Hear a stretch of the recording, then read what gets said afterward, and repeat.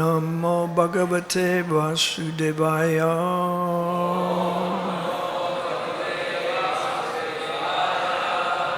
Om Namo Bhagavate Vasudevaya.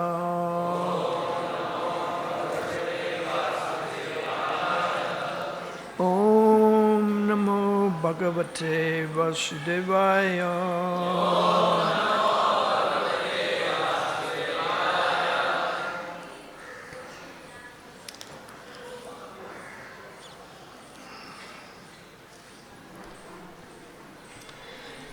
Ata atyantikam shemam prichamo bhavato nagha samsare smin Shanardopi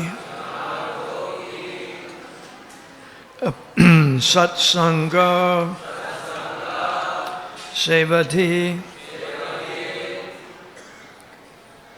Nrinam Ata Atyantikam Shemam Prichamo Bhavato Nagaha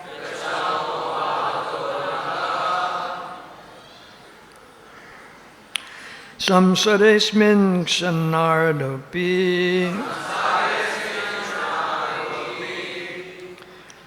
Satsanga Sevadirninam. Please chant. Ata Atyantikam Shema Prichamo Bhavato Nagaha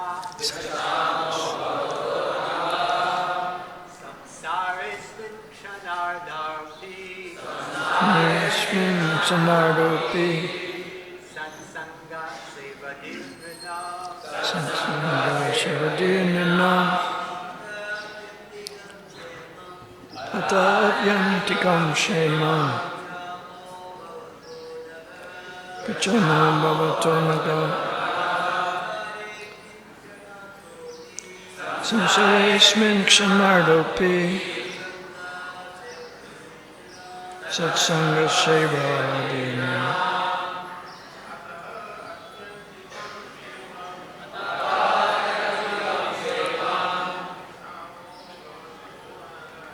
Vichana Bhavato Naga.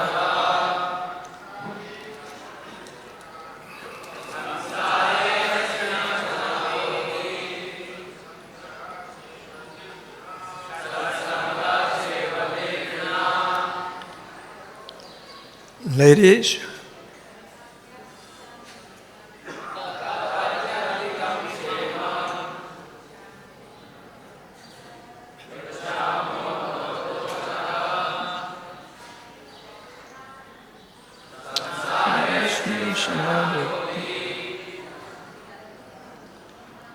Satsanga Sevadina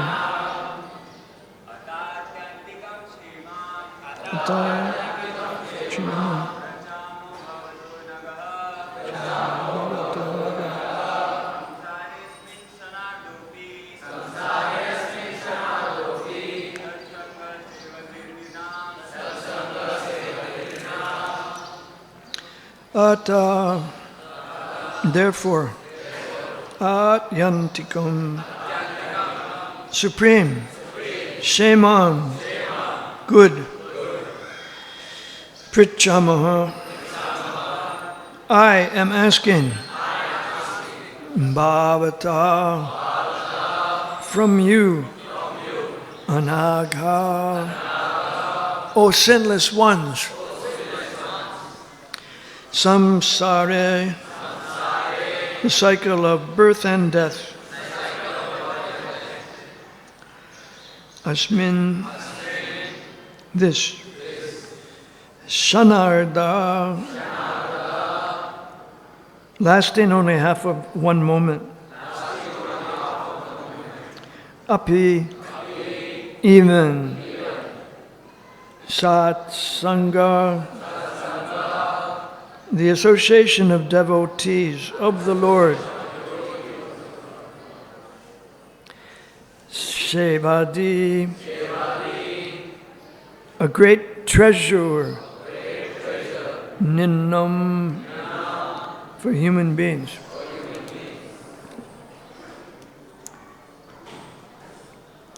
Translation and purport. Therefore, O completely sinless ones, I ask you to kindly tell me what the supreme good is, Atyantikam Shemam, the supreme good. After all, even a half moment's association with pure devotees within this world of birth and death is a priceless treasure for any man.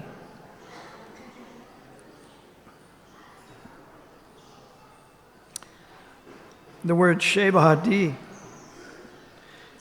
or a great treasure, is significant in this verse. Just as an ordinary man is overjoyed to discover an unexpected treasure, one who is actually intelligent is overjoyed to gain the association of a pure devotee of the Lord, by which one's life can easily be perfected.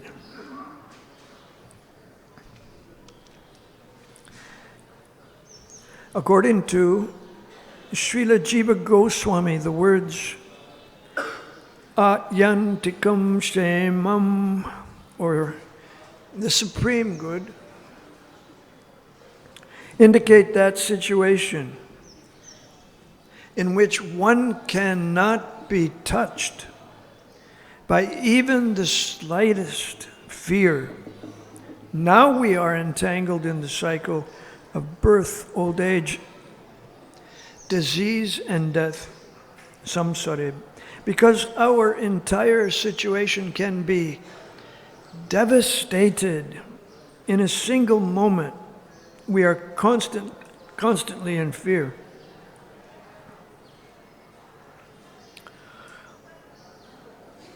Yesterday I talked to a dentist who had to do an emergency procedure at the Bhaktivedanta Hospital for a child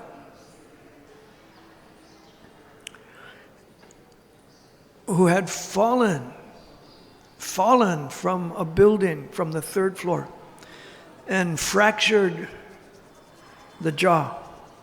So this is described here. Our entire situation can be devastated in a single moment, and because of that, we are constantly in fear. But the pure devotees of the Lord can teach us the practical way to free ourselves from material existence and thus to abolish all types of fear.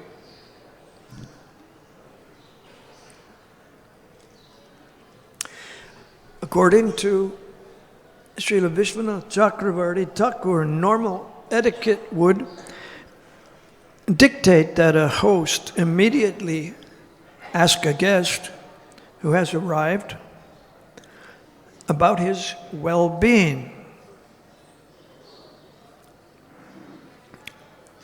How are you? Are you well? TK. But such an inquiry is unsuitable to place before self-satisfied devotees of the Lord, who are themselves the bestowers of all well-being. That's an important point. The devotees of the Lord are themselves the bestowers of all well-being, self-satisfied, sinless devotees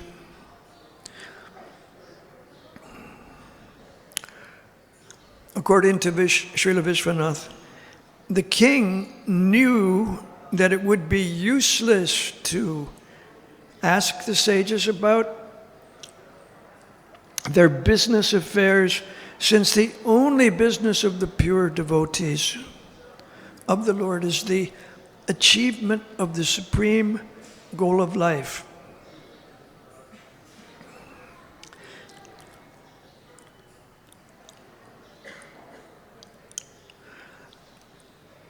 According to Bhagavad-gita, the goal of life is to free oneself from the cycle of birth and death and reinstate oneself as an eternal servant of God on the platform of spiritual bliss. Pure devotees of the Lord do not waste their time with ordinary mundane affairs. Sometimes foolish relatives of a Vaishnava preacher lament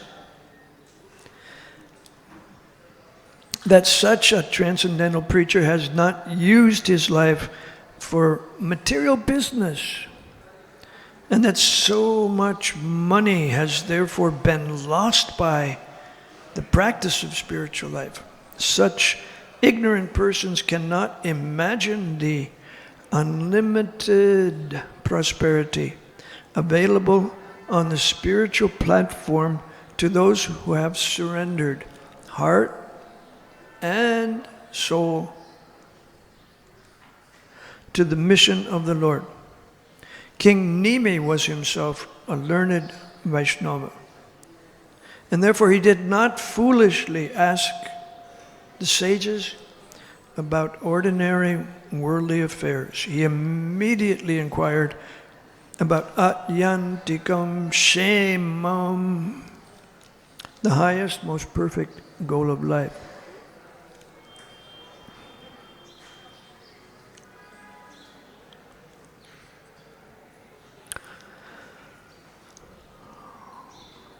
So he's excited because this treasure,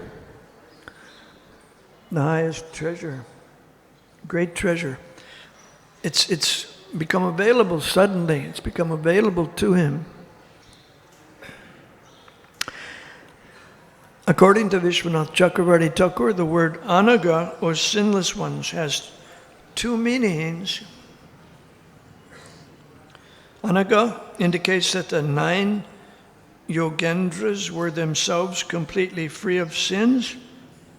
It also indicates that merely by the great fortune of seeing them and hearing from them submissively, an ordinary sinful man could also be freed of his sins and achieve everything he desired.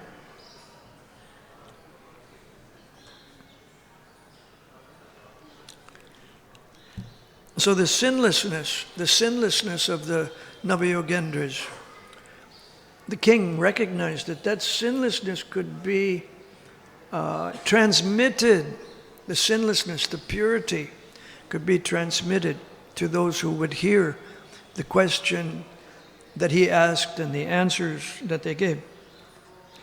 One might object that since the great sages had just arrived,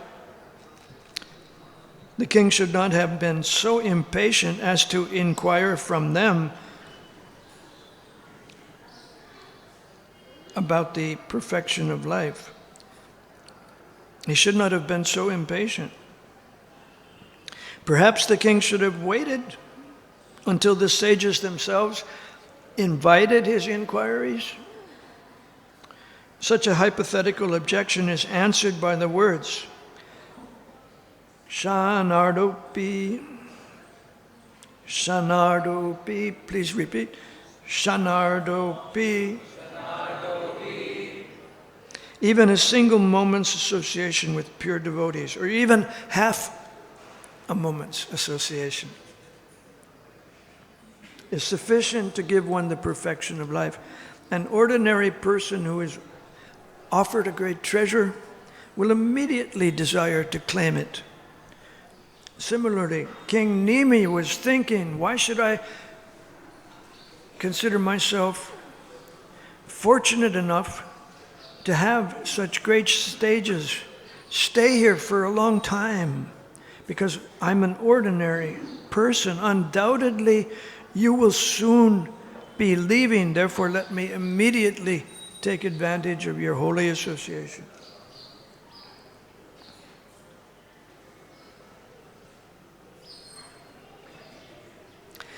If they would go away quickly, he wouldn't have an opportunity to ask his questions.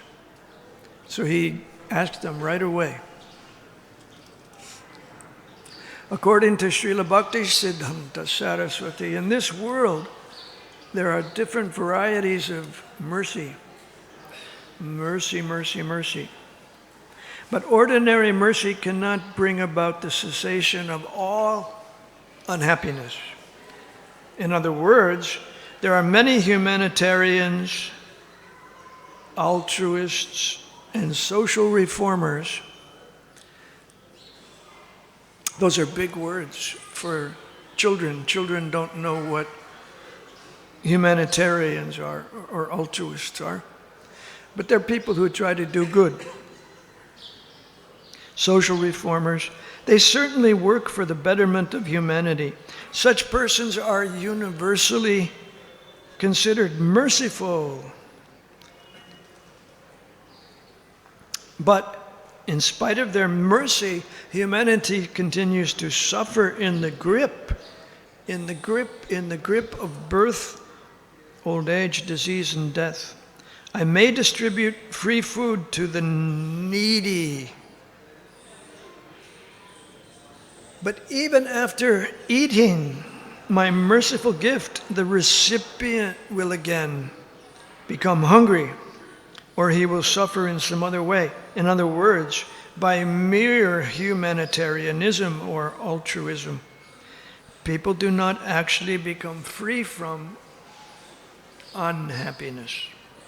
Their unhappiness is merely postponed or altered.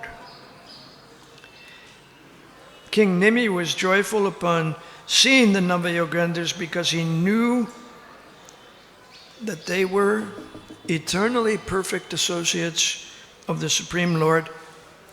Therefore, he thought, you are not prone to sinful activities like unfortunate, mundane people like me. Thus, the words you speak carry no deception, no exploitation.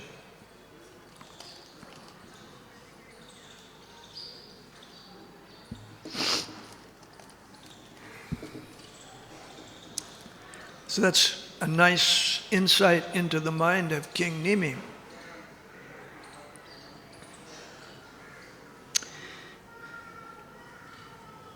He has such a high estimation of the words that the Navayogendras will speak. Your words carry no deception, no exploitation.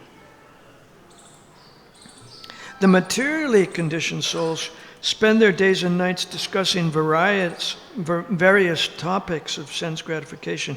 They never find time to hear about transcendental knowledge. But if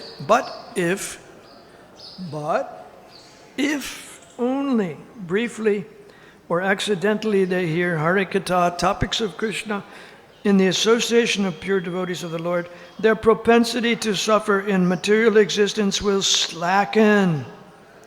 When one sees liberated persons, hears about Krishna from them, remembers their saintly behavior and so on, one's tendency to bind himself in the illusion of sense gratification is diminished. And he becomes eager to serve the Supreme Lord.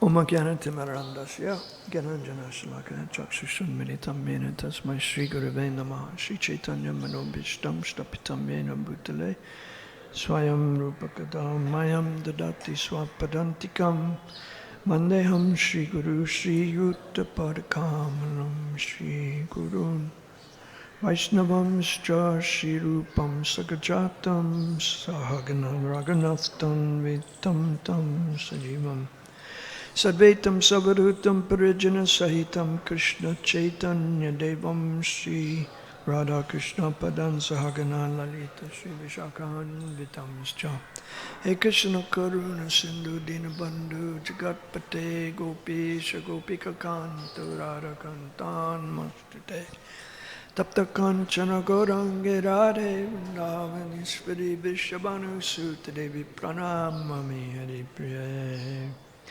Vanchakalpatarubhyascha kripa sindhumeva cha patitanam pavanebhyo vaishnavebhyo namo namo. Jai Shri Krishna Chaitanya Prabhu Nityananda Shri Advaita Gadadhar Srivas Hari Gaur Bhaktavinda Hare Krishna Krishna Krishna Hare Hare Hare Rama Hare Rama Rama Rama Hare.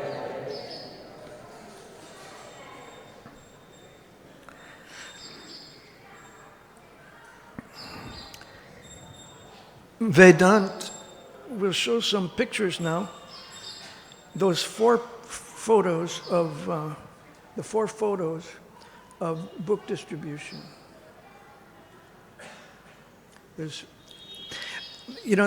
with the marathon just finished, I thought that we could start the class by celebrating the accomplishments of the sages of today, the book distributors. They're like the Navayogendras. They're traveling, trying to help the conditioned souls. I happened to catch some pictures yesterday that I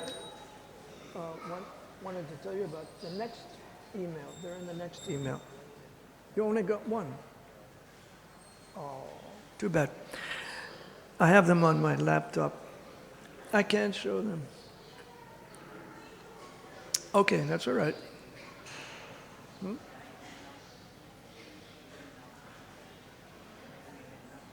you do the email? No, maybe.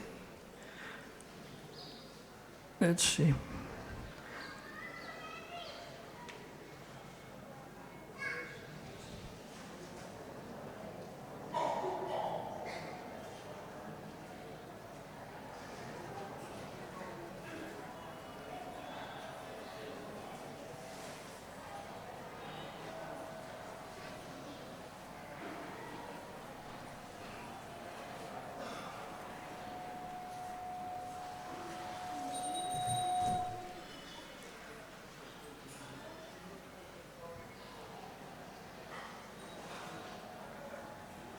Okay, I tried. See if you got it. 4. Try and see if you got the email I just sent. I sent it to you.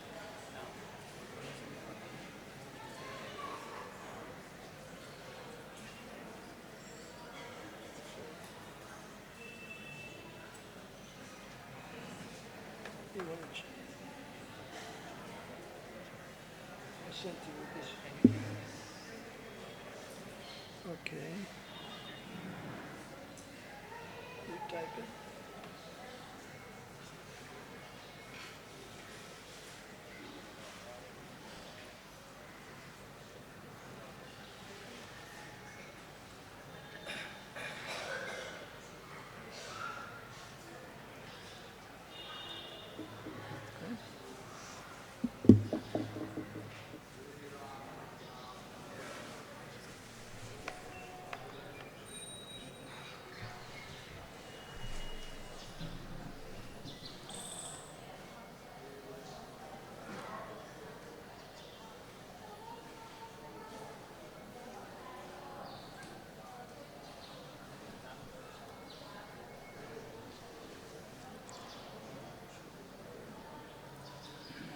Okay, I sent it.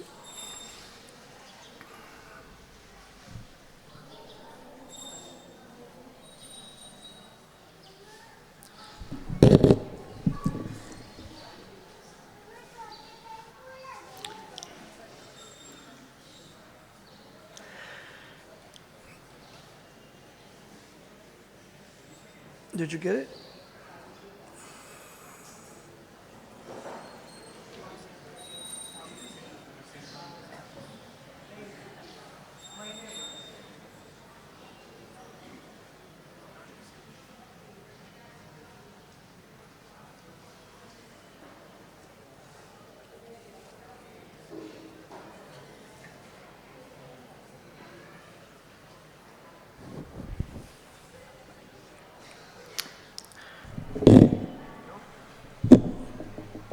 I'm sorry we didn't connect Anyway, I wanted to show you some pictures of a devotee in America who was out on book distribution and distributed during the year 2025. He distributed a number of books. It's a coincidence. It's 2025. And he distributed 25,000 books in 1 year. And a lot of the books he distributed to college students, but he was also at supermarkets. And of course, in America, you meet Christians. He had one picture he said, "This is my Christian brother." And he was so impressed by seeing a person who was actively serving the Lord by distributing books, that he bought books. He bought a set of 7 books, a stack of books.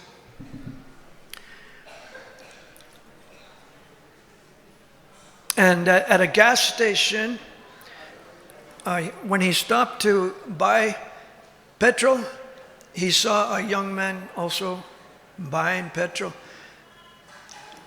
His trunk, the man's trunk was open. The boot of his car was open.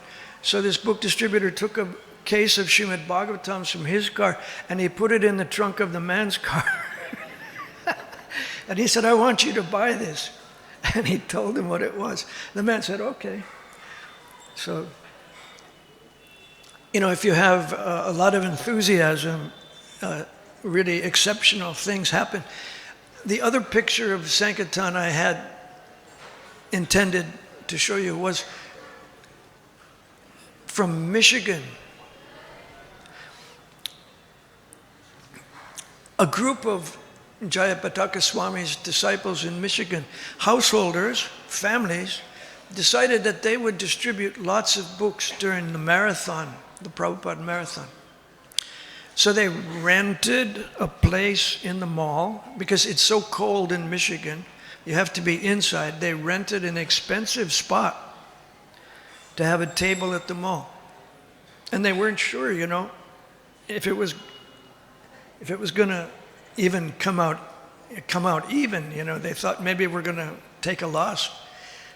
It's such an expensive place to rent. But gradually they found that by endeavoring a lot of... Yeah, put them up. Can you put... Huh?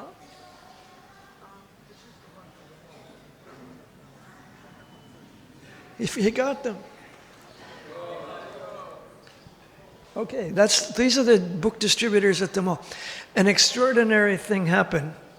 The children wanted to help their parents distribute the books. The children started distributing books, and you'll see in some of the pictures that the people who got the books, they're appreciating the children so much.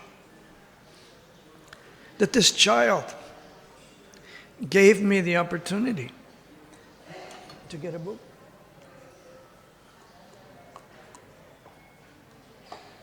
So everything worked out very well for them. And it was kind of a first try. It was like their first try at doing this, and it was so successful. Maybe you show now the other distributor, please. Mm-hmm. Yeah, here's a college student. Just a college student, I was a college student once. I'm going to tell you today about my own experience also as a college student, meeting the devotees. Another one. This is the Christian brother. This is the Christian brother who took books. Next one. This is the guy who took the Bhagavatam set in the trunk of his car. Now, this distributor is named Janardhan. He's a European, but he's been in the United States for a long time. His family moved to Florida. And this devotee has never been in India. He's going to India for the first time this year. So this is the amazing that so much distribution by this person. He's like one of the Navayogendras. You know, he's traveling and bringing this message to people. And this is sometimes people ask me, what's the difference between ISKCON when I joined and ISKCON today? In essence, there isn't a difference, because in essence, the members of ISKCON are trying to serve Srila Prabhupada.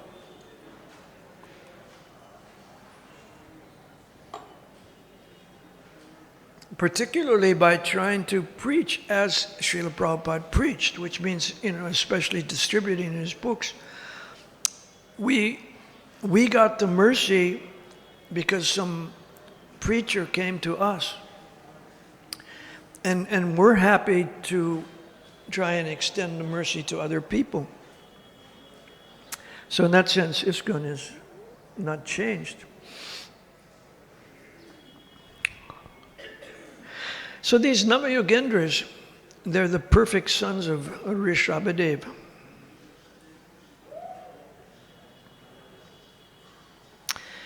And by traveling, they were purifying conditioned souls. Yesterday we heard from Sri Radhacharan Prabhu, such a nice class, about how it's very difficult to achieve the human body. You have to go through all the species of life to come to a human body. And this body can be lost at any time. So King Nimi says, even it's so rare to get a human body, but it's also very rare that a human being takes the association of pure devotees. It may be very rare that a person meets pure devotees, but Srila Prabhupada and Srila Bhaktisiddhanta and the Parampara, Lord Chaitanya, Panchatattva, they broke open this treasure house of love of God, and they're trying to distribute it to everyone. This priceless treasure.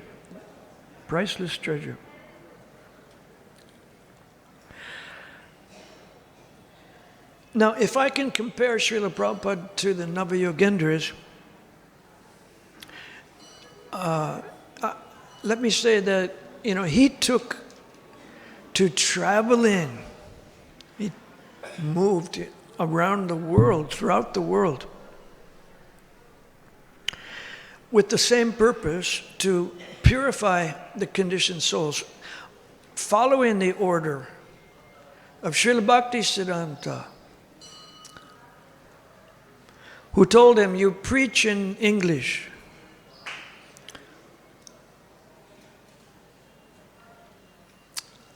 And he green-lighted doing it on an international scale. You go, he sent his preachers to Europe, to England, encouraged everyone to spread the holy names to every town and village. So with this in mind, Prabhupada, he scaled up his preaching. He went to New York. When I was a high schooler, in my last year of high school, when I was 18, I was reading a letter from Prabhupada at that time that he wrote in 68, at the beginning of 1968. And he was saying in one, or maybe it was a lecture, he was saying, we now have 5 centers of the International Society for Krishna Consciousness. 4 in America, 1 in Canada. At that time, just after a year and a half of starting ISKCON, 5. But Prabhupada was taking, he was encouraged, even though it started, it took time to get it going. He wasn't discouraged that only 5. He didn't say, I only have 5, I've been working for a year and a half. But he was counting, now it's growing. I have 5 he was enthusiastic.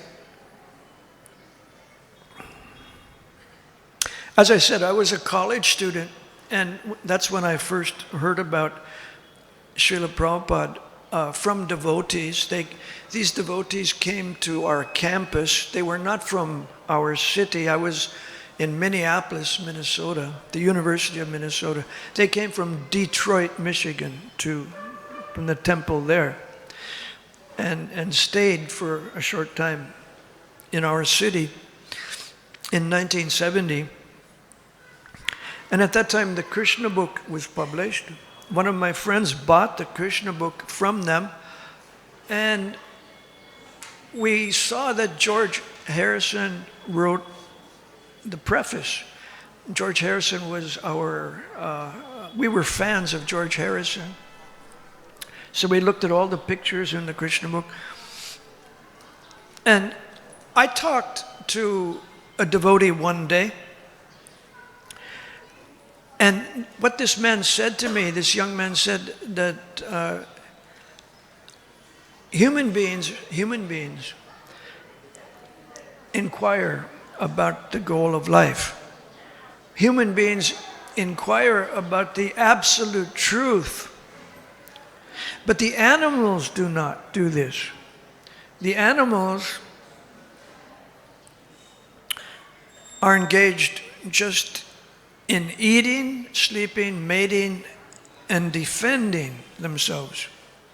Eating, sleeping, mating, and defending. But human life has a higher purpose. So this was my introduction to Prabhupada. I learned that he was a knower of the absolute truth, that he was a teacher of the absolute truth. This is how it started for me. The word for a knower of the absolute truth is what? Yes, Tatva. And somehow I ended up with that name, Tatva, a servant of one who knows a nice coincidence. I like that. Because that's the first thing I heard about Srila Prabhupada, that he was teaching that human beings have to inquire about the absolute truth. Also, Prabhupada taught, that the devotees do not mingle with people who are busy maintaining their bodies, just like the animals, people who are only eating and sleeping and mating and defending. Devotees don't mingle with people like that. Devotees are on a higher platform. And this is appreciated by great transcendentalists, learned transcendentalists. The Nava-Yogendras, they were taught by their father, Lord Rishabhadev.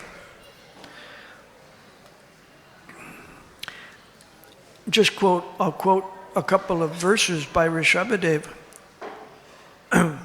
When they were boys, if your father were to tell you, my dear boys, one attains the path of liberation by rendering service to highly advanced spiritual persons. These Mahatmas are equipoised. They see everyone equally. They're equipoised. In happiness and distress, heat and cold, they're equipoised. They're peaceful, and they're engaged in devotional service. They work for the benefit of everyone.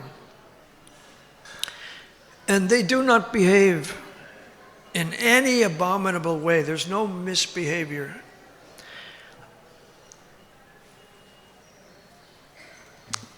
Of a highly advanced spiritual person. So this is how we attain the path. This is how we get on the path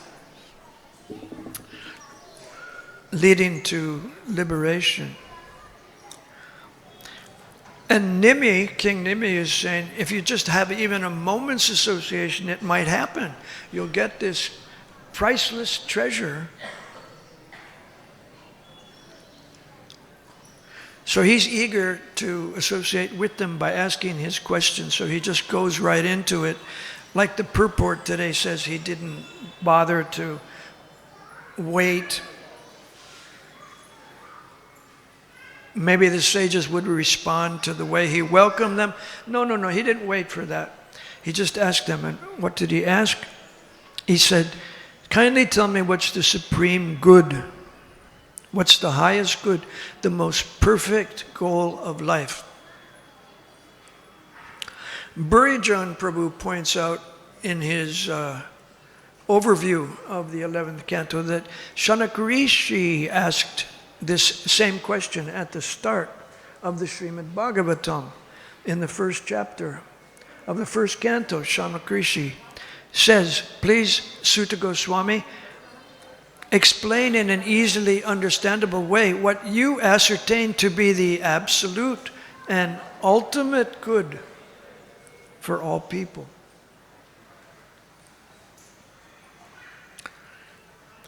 So these questions are asking the sages to define a meaningful life. Could you please define for us what a meaningful life is? What's the absolute ultimate good? The word absolute is interesting. You know, I've looked it up in the dictionary.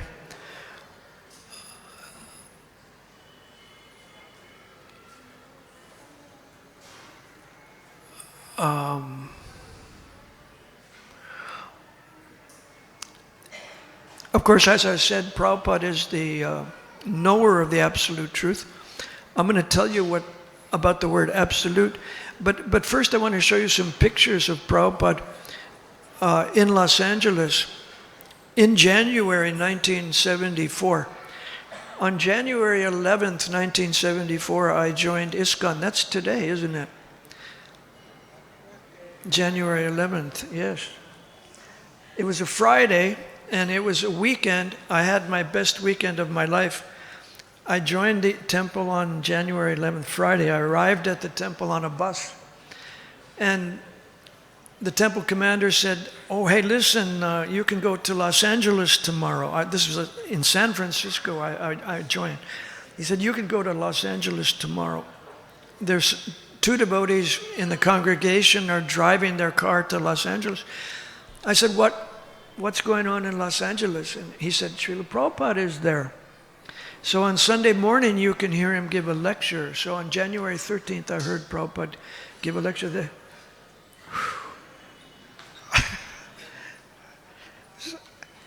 An amazing moment. So the photos. The first one, yes, that's showing on the screen. I'll tell you about this. This is how I actually saw Prabhupada the very, very first time I saw him. He was paying his full dandavats. It happened like this. We were in the temple room on Sunday morning. Prabhupada had gone on a walk on Venice Beach, and he came back for the greeting of the deities. So this is a picture of him greeting the deities in Los Angeles. And I didn't see him enter the room because when the conch shells blew and the curtains opened and the Govindam prayer started to pray, we bowed down, and Prabhupada came in. At that time, he came in the room. From the back of the temple room, there was a door that connected to his apartments upstairs. So he would come down and come through the back door and walk to the altar of Gaurnitai and pay his obeisances. But he did this while you know, we had started to pay our obeisances. I didn't see him until I stood up, and this is what I saw. I didn't take this picture, but I took it from an archives. And then the next thing I saw was, next one, what? Yes?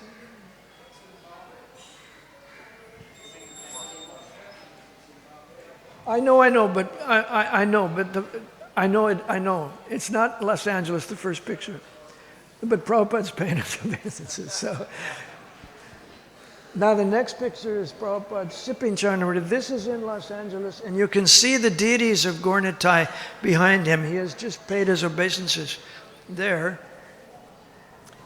And you'll notice that nobody is serving him Charnamrita. He just went to the Charnamrita stand and took the Charnamrita. So that's the difference between ISKCON in the 1970s and ISKCON today. Now you have so many servers. And then the third photo is Prabhupada giving a class. And this is in Los Angeles, although it might not be 1974, but this is what it looked like. There's a beautiful picture of Krishna and the Rasa dance in the upper right corner, a very beautiful painting there. There were so many devotees around the Vyasasana. I couldn't sit close to the Vyasasana. I had to sit far away, like on the altar side, to listen to the class. But interesting thing, Prabhupada, after his class, he stayed on the Vyasasana. He didn't leave the temple room. And some devotees started a kirtan. So this is how it was. Prabhupada was actually doing this. He was staying in the temple room a little after the class to just be with the devotees in a casual setting. So I thought, well, now I can see Prabhupada close. I can go up and see him up close, because many of the devotees left the temple room at that time. About half the devotees left the temple room at that time. And I stood at his right side, and I looked at him, and he turned and looked at me. So I got his glance. They say, a moment's association. I got a moment's association.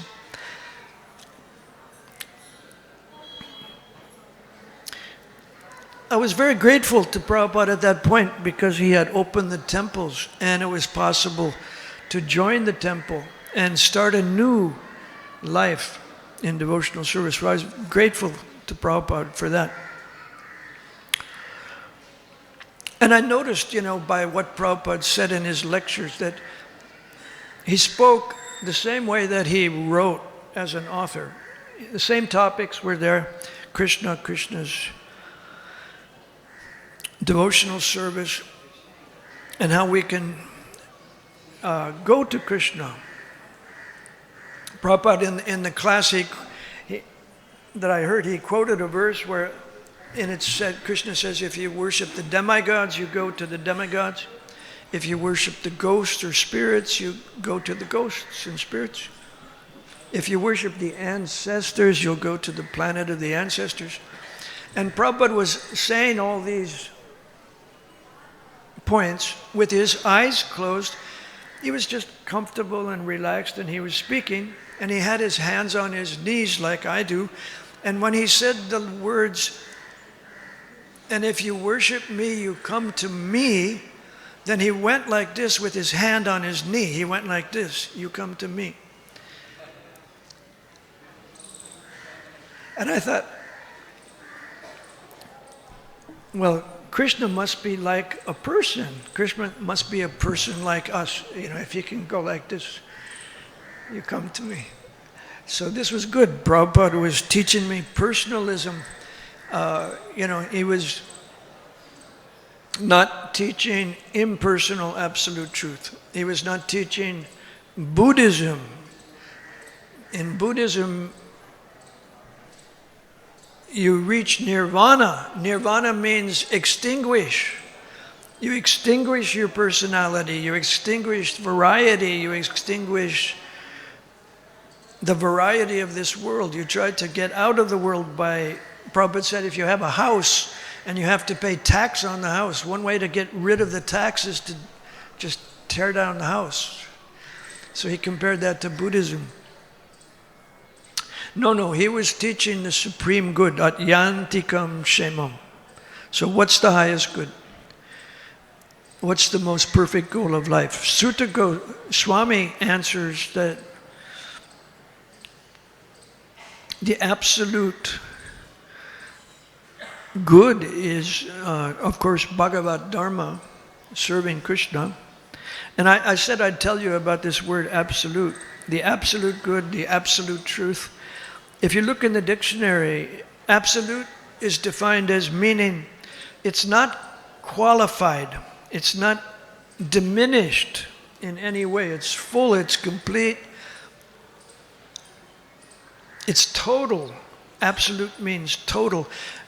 Like they used an example in the dictionary, absolute silence, total silence, or absolute secrecy. It was totally a secret. Nobody knew. It also means not subject to any limitation, unconditional. Like if a person has absolute authority,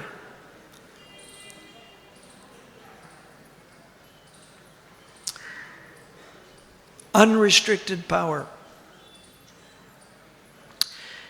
In the realm of law, if you're a lawyer, maybe some lawyer is here, in the realm of the practice of law, they use this word absolute. Sometimes they say this decree, this declaration was made absolute. It was not in relation to other things. It was independently authoritative, not in any comparative way. The dictionary gives the meaning absolute moral standards. Absolute moral standards. That means they're not relative. They're not based on the circumstances or the time. In ISKCON, we have absolute moral standards.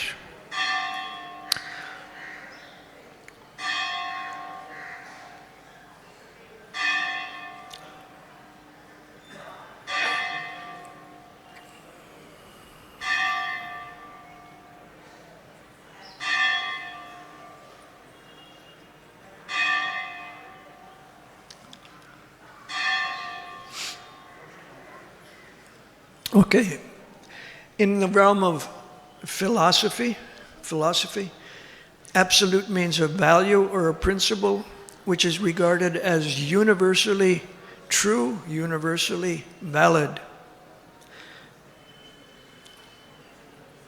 So, Sutta Goswami, please explain the absolute and ultimate good. Sutta Goswami answered, Savai pumsam paro dharmo yato bhakti adhoksaje ahaitukiya pratiyata yayatmasu prasidati.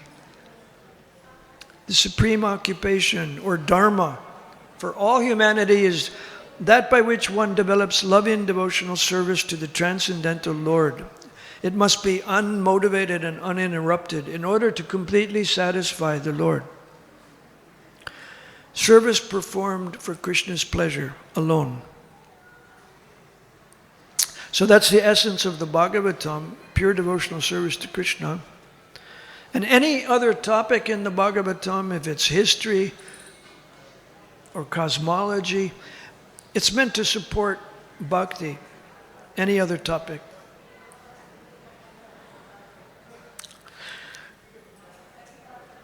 The sage Kavi, when the sage Kavi, the Navayogendra Kavi, answers this question of King Nimi, he answers that the supreme good is devotional service to Krishna. And he says, by this one's intelligence, the supreme good is devotional service, as a result of which one whose intelligence is constantly disturbed by the fear that comes with falsely identifying with the temporary world can achieve freedom from fear. All fear ceases entirely. That's how Kavi defines the supreme good. It removes the fear of material existence. Abhay Charanaravinda. Abhay, Srila Prabhupada's name was Abhay, and then Abhay Charanaravinda Das. And Rishabhadev, he's the teacher of the Navayogendras. He was teaching his sons, as long as one does not inquire about the spiritual values of life, one is defeated. One is defeated. One's human life the meaning of life is defeated if one does not inquire about spiritual values. And then one is subjected to the miseries arising from ignorance. If you don't inquire about spiritual life, you're going to be subjected again and again and again and again to the miseries arising from karma.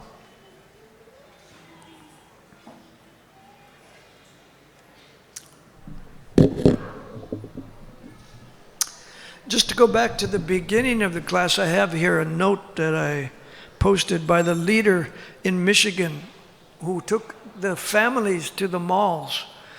The families went to the mall to distribute books, and here's what he said. Here's what the challenge taught us.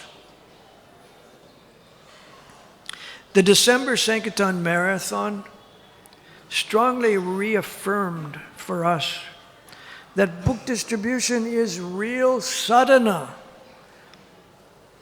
Normally we don't think of sadhana and book distribution as the same thing, but he's saying it's real sadhana. It demands full dependence on Krishna and the Guru at every step. Despite the long hours, physical exhaustion, financial pressure, and operating in a materialistic environment, Krishna's guidance and protection were unmistakably present throughout the marathon. Krishna's guidance and protection were unmistakably present throughout the marathon. Being fully absorbed in Sankirtan left no time or space for distraction, for idle thoughts. An idle mind is the devil's workshop, idle thoughts. Or material indulgence. They didn't go shopping while they were at the mall. They weren't looking in the windows, what can I buy? Even the physical exhaustion, the tiredness became mercy. There was simply no energy left for Maya. They were so tired. Rather than struggling separately with Maya, we experience that when service is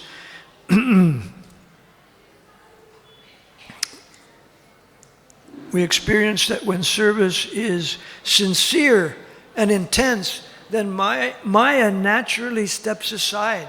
Maya lets a devotee function very nicely if the service is sincere and intense. Ahvaitaki apratiyata.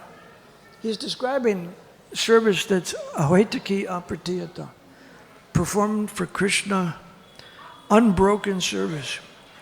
And most importantly, what we learned from the challenge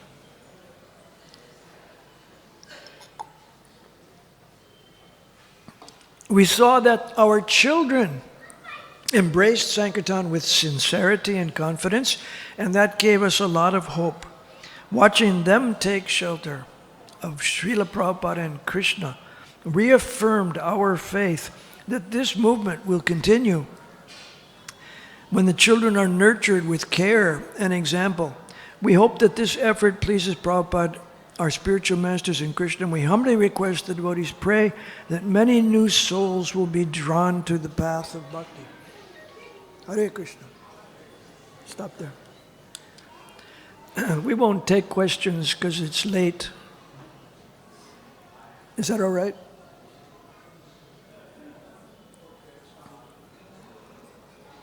What? You can take a few questions, no problem.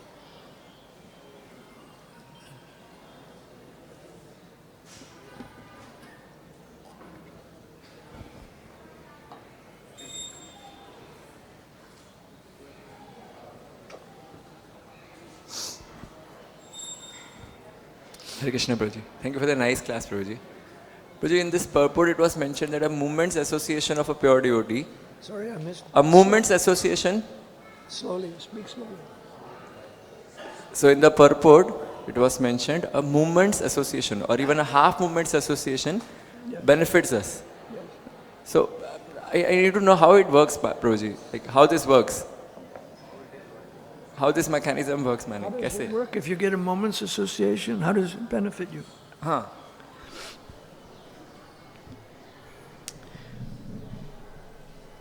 You want some examples?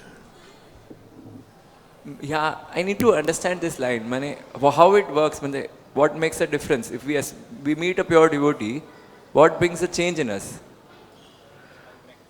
Well, it may act like a seed. Even the initiation is described as receiving a seed, which fructifies, and that takes time to grow. It doesn't mean that immediately you'll become enlightened, necessarily. Doesn't necessarily mean that. Enlightenment takes time, and you have to keep your attitude. You have to keep your attitude pure. You know, you have to cultivate your devotional service over time. But just by seeing a pure devotee, that may be enough inspiration for you to take up the path.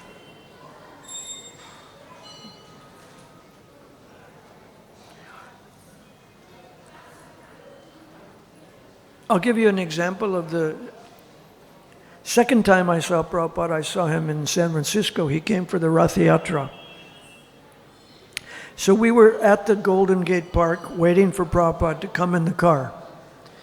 The car came. We were having kirtan in the parking lot. Prabhupada got out of the car. So Prabhupada was prideless. He was a pure devotee. He didn't have any false pride.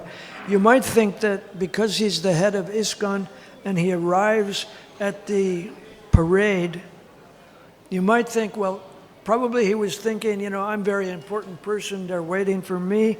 I'm going to be on the cart. You know, I started the parade, and these are my followers. No, Prabhupada didn't act like that. So how did he act? He got out of the car, he looked at the cart, and he paid his full dandavat on the parking lot. And the first thought I had was, oh, his clothes are going to be dirty. When he gets up, he got his clothes dirty probably. And he got up and his clothes weren't at all dirty. But he set this example that I am the servant of Lord Jagannath. Therefore, I offer my dandavats. So that's just a moment's association with pure devotee, but you can learn so much. How a devotee renders devotional service to Krishna. Okay, next question. Hare Krishna. Thank you, Prabhuji. Prabhuji, moment association getting means one can get so much benefit because we see that, but we see that many times familiarity breeds contempt. Many times. Familiarity breeds contempt. So then how we can understand this, that if sadhu stays more time with some atheistic or some person, then they offend that person, sadhu. So that also happens.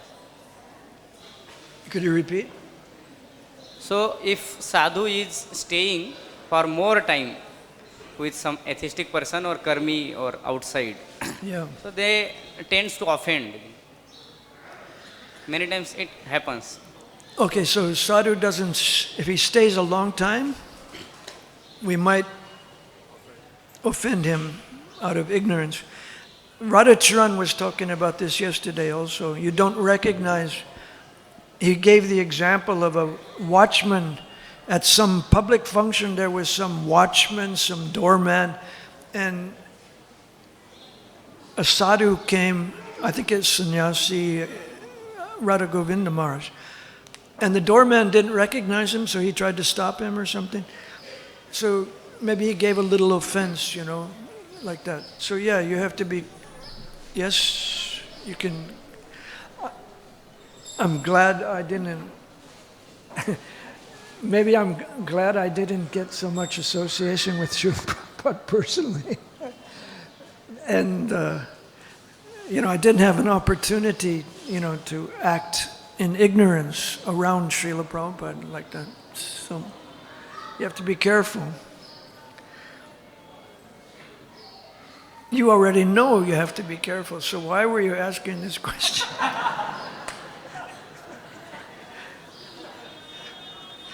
Okay, let's stop there. Thank you. Hare Krishna.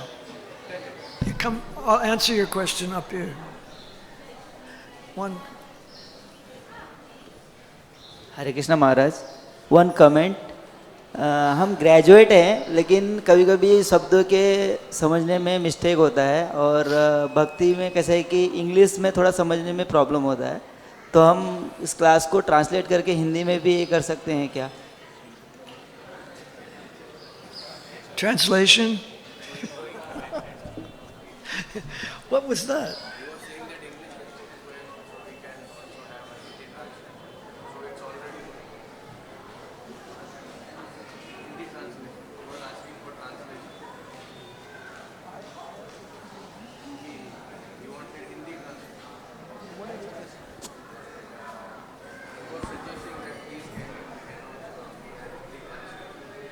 Hare Krishna.